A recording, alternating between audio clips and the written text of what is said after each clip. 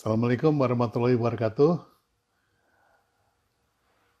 Selamat sore teman-teman, jumpa lagi dengan Pak Pi dalam acara Bedah Brand 1441 Hijriah Ramadan. Topik hari ini kita akan ngebahas tentang viral. Mengapa begitu penting tentang viral ini? Karena kerja dari rumah mau nggak mau kita harus menggunakan internet marketing. Kita harus tahu tentang serba-serbi internet marketing. Kita harus mampu membuat konten yang menarik pembeli agar supaya melirik produk kita, dan itu semua belum lengkap kalau belum viral. Ya, oleh karena itu dalam workshop online saya mengajarkan bagaimana bikin content creation, mulai dari apa yang mau disampaikan, kemudian bagaimana cara menyampaikannya itu dengan copywriting dan visual, fotografi dan video, dan terakhir adalah virality, bagaimana memviralkan. Nah, hari ini saya mengundang salah satu alumni BBB khusus dari Bali. Saya minta untuk menemani saya untuk ngebahas tentang viral. Jadi namanya Mbak Sylvia Ratna. Ini istri dari Mas Keke Rieke Ustadianto, tokoh tokoh generasi muda untuk saya kehilangan kata-katanya nih, ahli untuk internet marketing, kira-kira seperti itu. Nah, ini Mbak Sylvie ini orang di belakang Mas Keke. Mas Keke tukang idenya, Mbak Sylvie itu yang mensupport dari belakang, ya. Seorang programmer yang sudah sangat pengalaman dan sangat matang di dalam mendefinisikan tentang internet marketing tadi. Baik, kita tunggu Mbak Sylvie apakah sudah join. Saya cek dulu, jangan-jangan beliau sudah join, saya nggak lihat ya. Ini oke. Oke, belum nampak Mbak Sylvie di sini. Ya, ini baru masuk beliaunya. Nanti kita minta Mbak Sylvie demo ya. Karena kalau nggak didemokan kita nggak paham. Saya pun juga harus mencoba dulu baru bisa. Assalamualaikum Mbak Sylvie. Apa Waalaikumsalam. kabar? Alhamdulillah, kabar Di baik. Bali udah jam berapa ini? Jam 5, Pak. Jam 5 ya, bentar lagi beduk ya. Beduknya jam 7 ya? Jam 6 lewat 11. Oh, jam 15. Berarti begitu selesai ini langsung beduk ya? Ya, saya bawa bekal pesoles, Pak. Oh gitu ya. Iya, Alhamdulillah. begitu selesai Ya. langsung aja nanti. Gimana kabar Mas Keke dan Triko dan anak-anak yang lain? Alhamdulillah, Pak. Sehat. Ya, memang nggak ada yang keluar rumah sih, Pak. Jadi, Ya, ya, untuk menjaga semuanya biar aman, ya kita ya, mendukung saya lah dengar pokoknya. Bali sepi sekali ya, Kosong. Bali kosong ya, kosong. nggak ada yang, Tamunya, ya, kan industri utamanya ada di hospitality, di ya. pariwisata. Otomatis kosong, Pak. Akupansi nol. Kasihan Tapi teman-teman sebenarnya. yang saya dengar di Bali itu korbannya paling paling sedikit ya. COVID di Bali itu cuma 2 orang kalau nggak salah ya, yang terpapar Tercatat. dan tercatat ya betul. Ya, saya alhamdulillah di sekitaran kami sih belum ada yang ini. Cuman memang kasus yang cukup nasional kemarin yang di Bangli itu, Pak, ya. Mungkin juga Hmm, karena itu berita satu kampung, satu Banjar ya. Istilahnya kalau di sini Banjar ya. Ganjar Itu ya, ya. teridentifikasi COVID, tapi setelah dilanjutkan juga nggak semua kok, nggak semua. Sudah Hmm, sudah termanage dengan sangat bagus di sini, Pak. Alhamdulillah. Karena Baik, kita semua aware. Oke. ya. Alhamdulillah, Mbak Silvi. Ini terima kasih sekali udah meluangkan waktu. Saya tahu Mbak Silvi sibuk sekali di opiak-opiak Mas Keke terus. Ya. Eh, Oke, tadi saya mencoba memperkenalkan Mbak Silvi siapa, kerjanya apa, terus kemudian punya program apa aja. Tapi saya yakin nggak sebaik kalau Mbak Silvi memperkenalkan dirinya sendiri. Saya persilahkan memperkenalkan siapa Mbak Silvi dan apa kegiatannya. Monggo, silakan. Iya, matur nuwun Pak Pi untuk kesempatannya hari ini ya Pak. Saya Ya. senang banget nih bisa gabung dan sharing dengan teman-teman dari BBB. Kebetulan kan saya alumni keberapa ya Pak? 3 ya Pak ya? Atau Ya, betul. berapa? Pak? 34 Ya, atau 43 gitu. ya. Jadi aktivitas saya sih sebenarnya lebih banyak mensupport ya. Memang dari tahun 98 saya sudah aktif di dunia online ini, kemudian aktif di digital marketing, kemudian aktif di sistem di fintech, kemudian pengembangan lainnya gitu. Nah, memang saya lebih sering di belakang layar karena kerjaan saya jagain gitu. Lebih banyak mungkin dari teman-teman atau yang lain itu lebih mengenal Pak Keke atau sering disebutnya mungkin yang kenal komandan gitu ya. Nah, saya ini banyak mensupport beliau, lebih banyak mensupport beliau dalam semua aktivitas bisnisnya. Jadi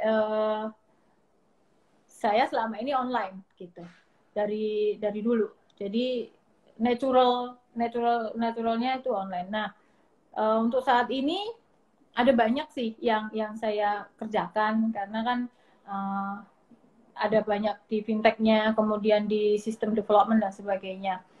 Tapi akhir-akhir ini dengan COVID seperti ini semakin aktif malahan. WFH itu bukannya libur, tapi malah tambah panjang 24 jam. Betul Pak. Jadi susah memisahkan antara kapan kerja sama kapan di rumahnya. Sebenarnya malah jadi kerja terus sebenarnya seperti itu. Dan memang respon dari partner-partner maupun klien dan sebagainya itu malah jadi karena nggak ada batasan office hour jadinya semakin mepet.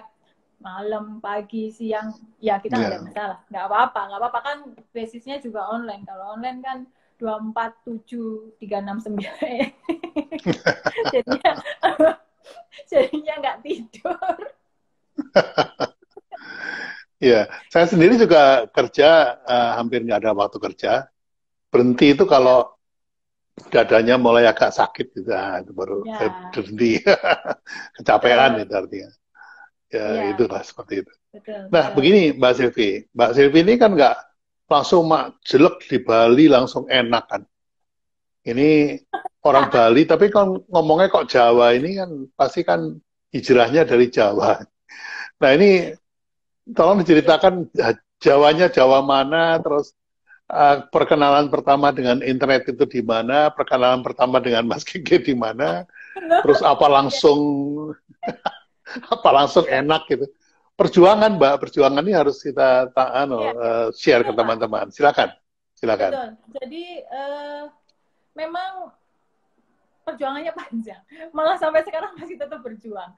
Jadi saya itu kenal internet itu tahun berapa ya? 97. 97. Saya kerja dulu, Pak. Saya kerja di salah satu ESP di Jogja. Asli Jogja, makanya suaranya kayak gini.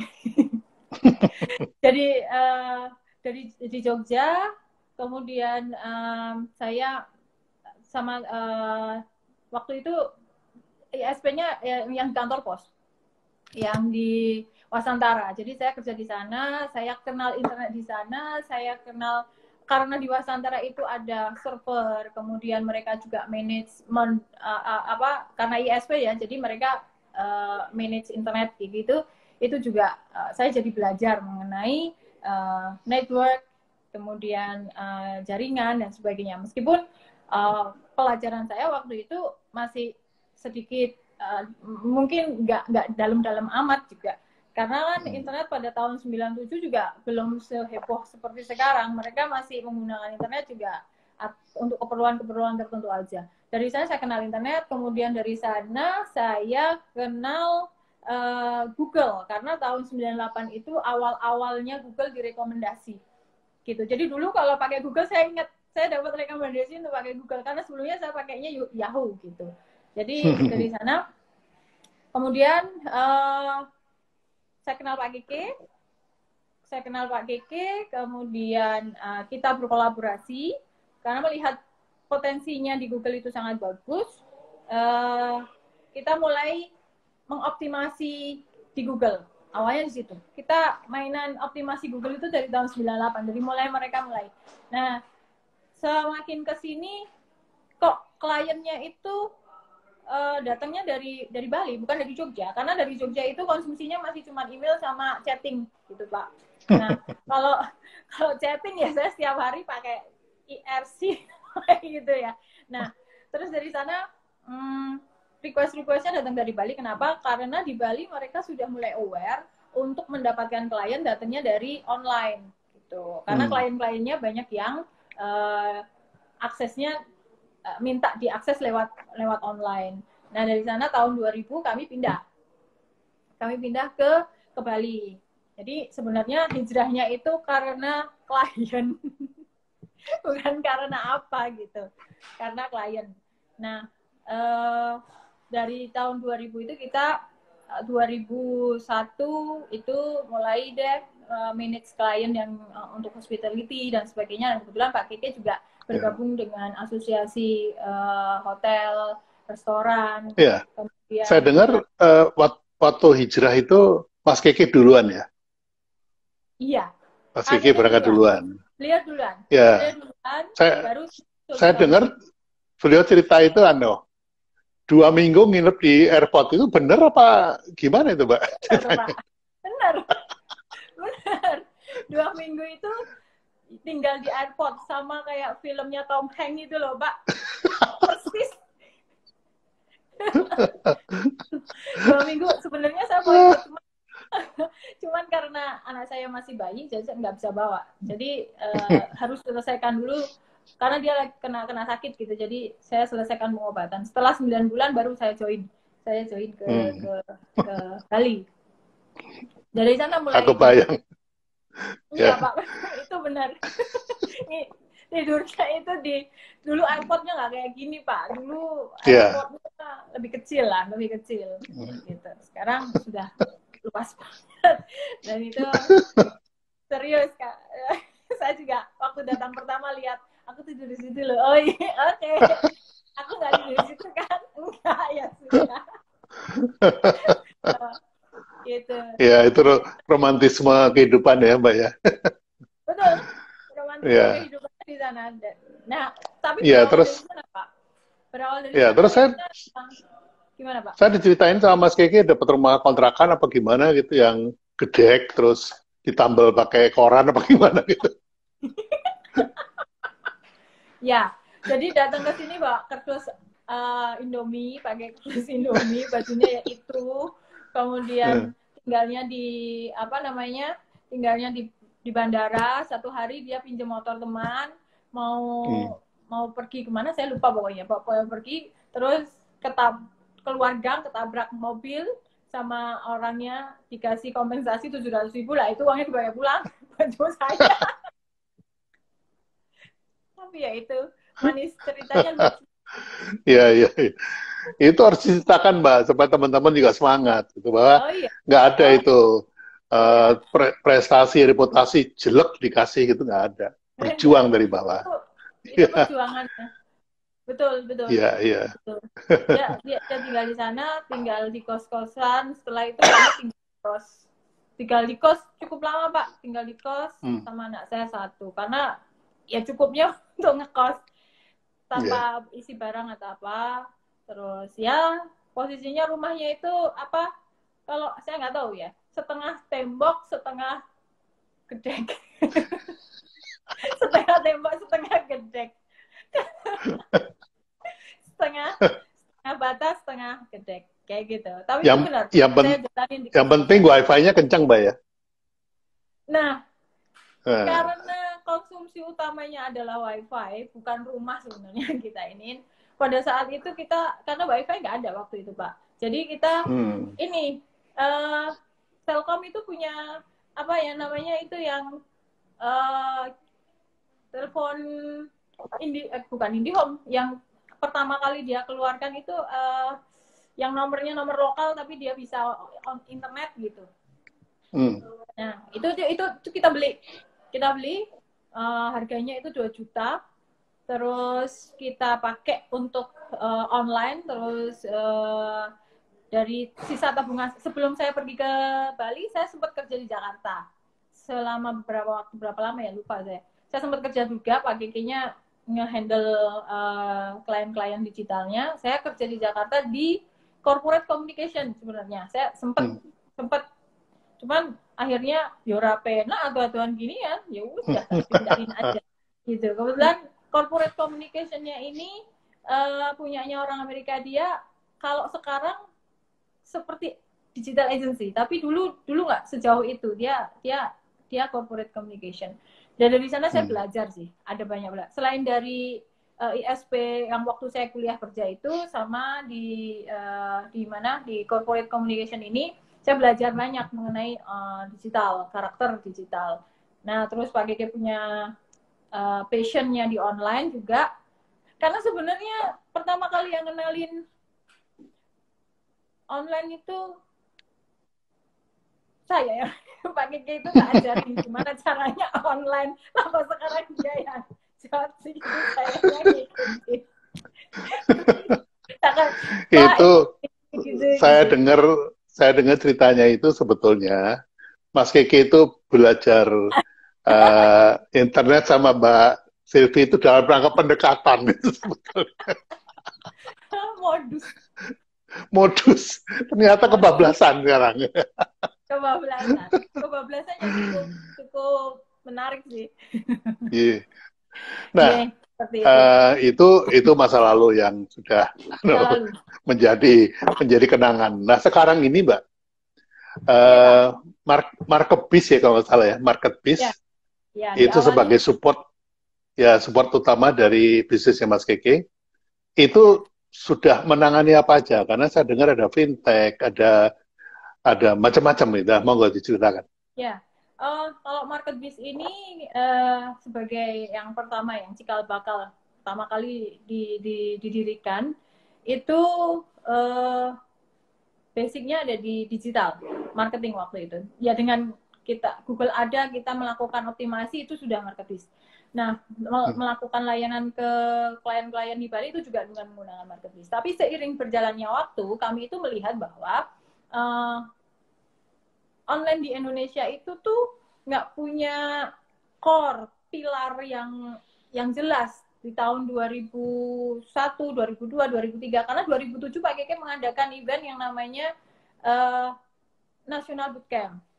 Itu pertama kali nasional NBC yang pertama tahun 2007. Itu banyak sekali yang ikut sampai yang terakhir itu tahun lalu. Untuk tahun ini belum sempat mau ngadain kok COVID gitu kan. Nah, Marketbiz ini melihat bahwa ya nggak bisa dong kalau hanya cuma digital aja, kita nggak akan bisa berpartisipasi dalam membangun digital Indonesia. Seandainya kita tidak bisa melihat pilar apa aja sih sebenarnya yang harusnya ada di digital world gitu di Indonesia. Nah itu kita melihatnya harus ada logistik, kemudian harus ada fintech, kemudian harus ada banking, kemudian harus ada seperti agensi digital seperti itu. Nah, kita melihat bahwa kalau banking ya mungkin gitu. Kemudian kalau ini logistik ya kita nggak bisa start karena pada saat itu sudah ada pemain-pemain besar yang sudah mulai start duluan seperti CNI, meskipun mereka belum online. Tapi sepertinya harusnya untuk memindahkan mensupport ke onlinean ini lebih cepat gitu, karena mereka sudah start networknya gitu kayak kantor pos juga. Karena kan saya kerja di kantor pos sebelumnya, jadi saya tahu Pak pengguritanya kantor pos itu sebenarnya seperti apa dan potensialnya seperti apa gitu. Nah, setelah itu kita melihat potensinya ada di fintech, karena di tahun itu belum ada yang mengembangkan ke arah sana, adanya masih tetap bank. Nah, orang kan berpikirnya bahwa online financial itu tuh sama dengan online banking, padahal itu enggak. Itu totally different. Maksudnya dunia yang sangat berbeda. Nggak bisa disamakan transaksi seperti yang sekarang ini ya. Dulu itu kan nggak ada yang namanya online banking dan sebagainya. Dan itu nggak bisa support karena naturalnya transaksi banking itu nggak bisa muncul di transaksi online seperti notifikasi, instant notification, instant update transaction, kemudian multi channel, itu dasar yang harus ada di online. Itu udah ada di banking karena memang core bankingnya kan nggak di sana gitu. Nah, kita ngembangin Pak, dan memang marketplace yang mengembangkan di awal untuk ngedevelop fintech ini gitu. Engine kita yang kita bangun itu memang pure kita create sendiri, nggak beli. Jadi meskipun kita basicnya tidak di banking, tapi kita akhirnya belajar. Kita sangat akhirnya belajar dan bertemu, alhamdulillahnya kita bertemu dengan mentor-mentor yang baik, yang mau mengarahkan dengan jelas. Gitu. Jadi terciptalah fintech kami ini yang sekarang umurnya sudah 7 tahun. Yang Pak Kiki create itu di tahun 2010 sih sebenarnya, baru launching di 2012 itu IPMO. Yang brandnya IPMO itu ya Mbak ya? Yang brandnya IPMO. Nah, sekarang sudah cukup menjadi salah satu fintech yang mensupport transaksi online di seluruh Indonesia. Itu. Nah, itu di sana. Dari sana, karena kita mempunyai kemampuan mengembangkan platform, ya kita melihat ya nggak bisa dong berhenti di fintech saja, karena ada banyak hal sih sebenarnya yang harus disupport nih di Indonesia. Teman-teman sudah membangun marketplace, ya itu sudah betul. Kemudian teman-teman juga sudah ada yang membangun fintech-fintech yang lain dan sebagainya seiring berjalannya waktu. Tapi akhirnya kita juga ngembangin banyak Pak, mengembangkan ekosistem ya, namanya ekosistem yang tujuannya tetap sama dengan visinya Pak Keke sebagai founder, itu gimana Indonesia ini bisa mandiri secara teknologi kayak gitu ke arah sana, maupun ya turunannya seperti itu. Jadi kita ngembangin ekosistemnya nggak cuma di fintech sebenarnya. Ya, memang strategi Mas Keke untuk mengembangkan fintech itu luar biasa, karena fintech itu kan sebetulnya jantung daripada bisnis ya. Jadi kalau financialnya berantakan, ekosistemnya dari finance berantakan, bagaimana hubungan dengan bank, bagaimana hubungan dengan pemerintah, bagaimana hubungan dengan peraturan-peraturan, OJK lah, BI lah, segala macam. Ini adalah bagian paling penting. Nah, setelah itu tentunya yang dikira berikutnya adalah traffic. Ya kan? Karena kalau enggak nih funnelingnya ke fintech apaan nih kalau ada traffic. Nah, tolong diceritain nih usaha Mas Keke untuk create traffic ini untuk funnel ke fintech ini gimana? Monggo silakan. Iya, panjang sebenarnya Pak usahanya, banyak attempt-nya atau percobaannya nggak cuma satu, nggak hanya 1, 2, 3 kali. Berbagai model dia jalankan, berbagai model dicobain. Makanya akhirnya terciptalah satu ekosistem, karena mungkin satu model kita create itu tidak cocok, kemudian ada juga yang berhasil dan sebagainya. Tetapi bukan berarti yang tidak cocok itu tidak bisa berkembang di possibility yang lain, maksudnya di kesempatan yang lain gitu. Akhirnya karena bisa jadi karena tipenya Pak Keke itu menciptakan sesuatu itu akan terjadi di beberapa tahun kemudian.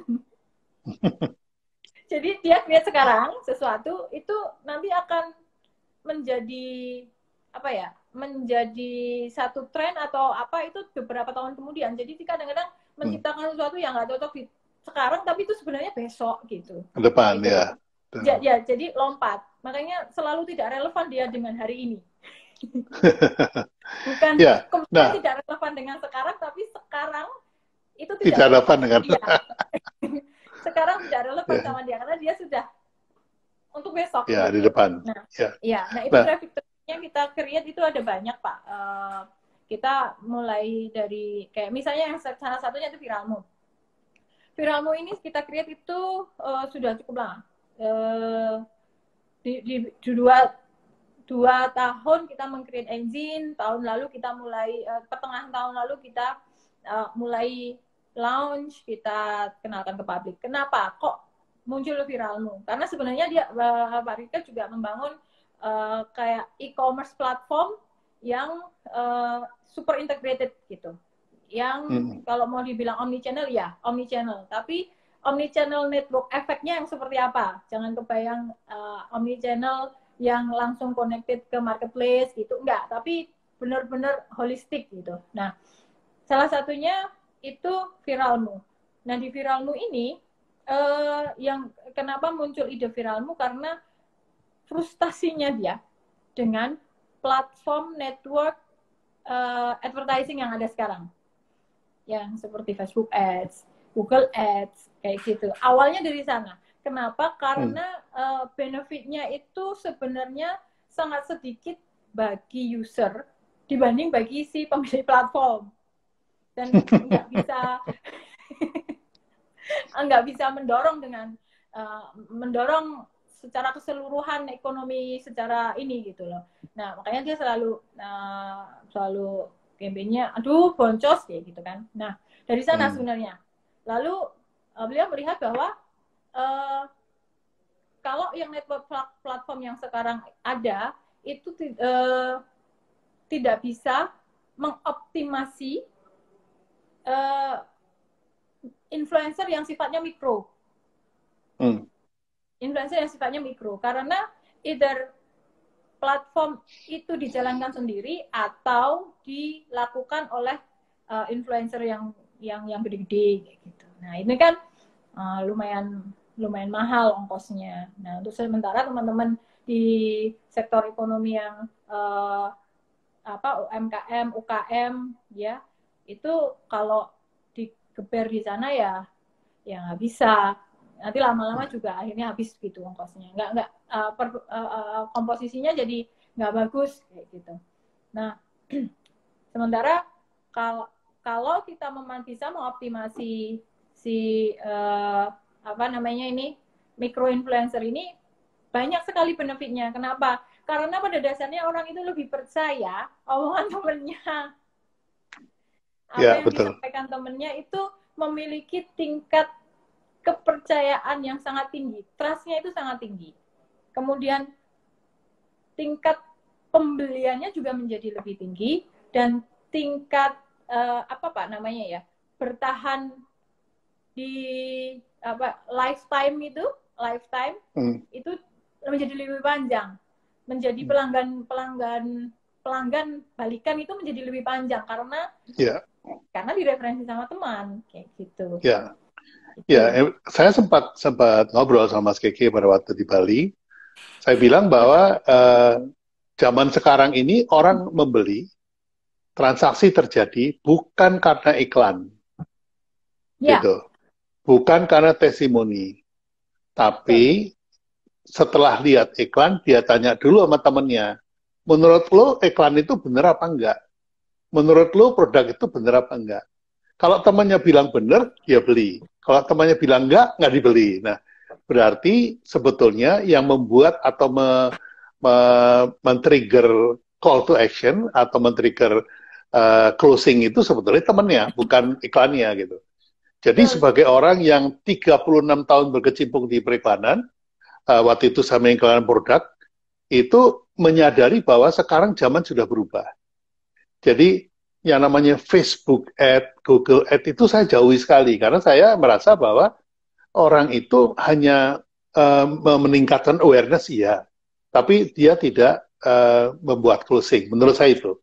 Kemudian dengan adanya endorser kayak artis-artis itu sebetulnya zaman dulu waktu broadcast juga saya lakukan juga kan. Tahun 89 aja saya pakai Gitorolis untuk mengendorse Torabika kan. Jadi sudah saya lakukan lama. Nah, ini juga ikatan emosi sama artis sama fansnya itu tingkatannya cuma fans.